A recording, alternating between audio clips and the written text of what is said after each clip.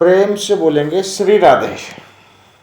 रास शब्द बहुत ही ऐसा शब्द है जो 99% लोगों की समझ में नहीं आता है। तो रास को समझने का हम प्रयास करते हैं। जो राग को अनुराग में बदल दे वह है रास, जो द्वेष को प्रेम में बदल दे वह है रास। परमात्मा का आत्मा में मिलन ही रास है। जीवात्माओं का परमात्मा में मिलन ही महारास है। उपनिषद कहते हैं रसो वैसा परमात्मा, परमात्मा रस रूप है। कृष्ण रसावतार हैं। रसानाम समूह रास, एक रस में से अनेक रस प्रकट होते हैं, वहां रास प्रारंभ होता है। आत्मा कृष्ण है। आत्मविमुख जो जीव है वह है गोपियां।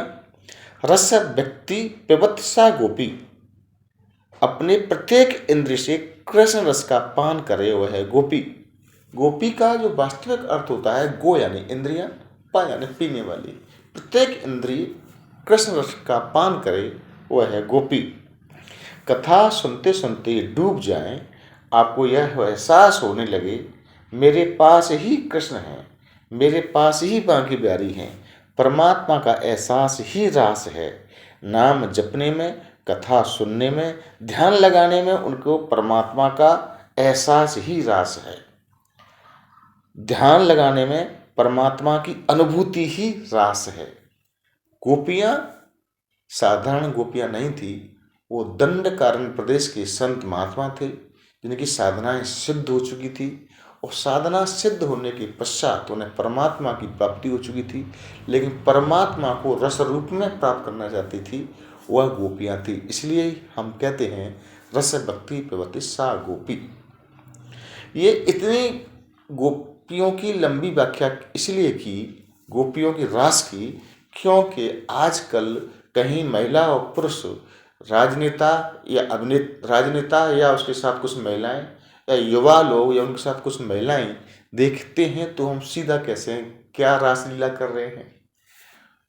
तो ये रास का और कृष्ण के भगवान के रास का बहुत बड़ा अपमान है और भारतीय संस्कृति को गाली है।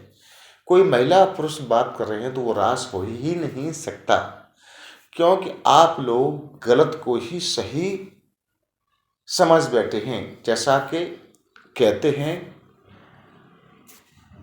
कबीर जी, क्या कहते हैं, रंगी को नारंगी कहते, मूल तत्व को खोया, चलती को गाड़ी कहते, देख कबीरा रोया। रंगवे रंग को आप कहते हैं नारंगी, रंगी को नारंगी कहते, मूल तत्व को खोया, और दूध के असली तत्व होते हैं खोआ में, उसे आप कहते हैं खोया।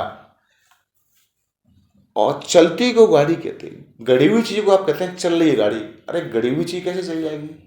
लोग कहते हैं नल आवे, नल नहीं आता है, पानी आता है। लोग कहते हैं आटा पिसा रहे हैं, आटा नहीं पिसता, गेहूं पिसता है।